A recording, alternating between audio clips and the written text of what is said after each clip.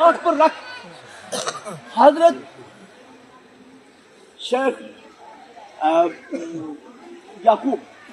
ان ایک بڑے بزرگ ہوئے محدث، ان کے شاگرد نے دیکھا کہ ان کی داڑھی بالکل ہیرے اور جواہرات سے بالکل چمک رہی ہے، تو صبح کو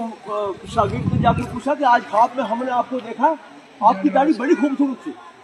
تو اس نے کہا میری ماں آرام کر رہی تھی تو میں نے ان کے پیروں کے ساتھ آپ نے داڑھی لگائی تھی، یہ میرے کسی عمل کی وجہ سے میری داڑھی آپ کو خوبصورت نظر نہیں آئی، بلکہ ماں کے قدم کی برکت سے یہ داڑھی کا حال۔ تو اسی طرح جو باپ ہے، باپ کا بھی ماں کا بھی، اور پھر جو اصل مسئلہ ہے وہ یہ ہے کہ ہم نے ماں کو باپ کو دفن کر دیا، آج کل پرسوں تیجا ہو گیا، پھر 15 کیا، پھر 40واں کر لیا، سنی اگر ہے تو دوسرے تو ان کو مطلب ہی نہیں، تو پہلے سے بخشے ہوئے، تو پھر ہم جاتے نہیں قبرستان میں، سمجھے نا۔ نسائی کی حدیث میں ہے کتاب الجنائز میں، من زار قبر والدیہ او احدہما یوم الخمیس غفر له ما تقدم من ذنبہ وما تأخر۔ جمعرات کے دن ایک ماں یا ایک باپ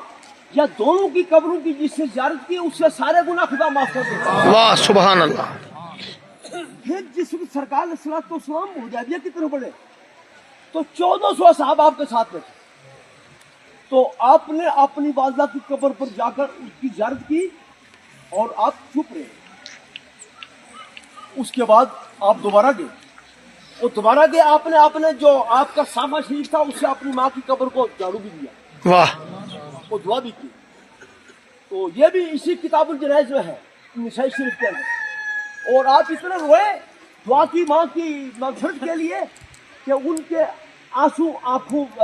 داڑھی ان کی تار ہوئی آنسو سے۔ اچھا آپ نے معلوم کیا؟ انہوں نے کہا میں نے پہلی بار جب یہاں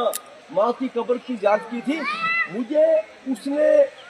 دعا کی اجازت نہیں دی تھی ماں کی قبر پر،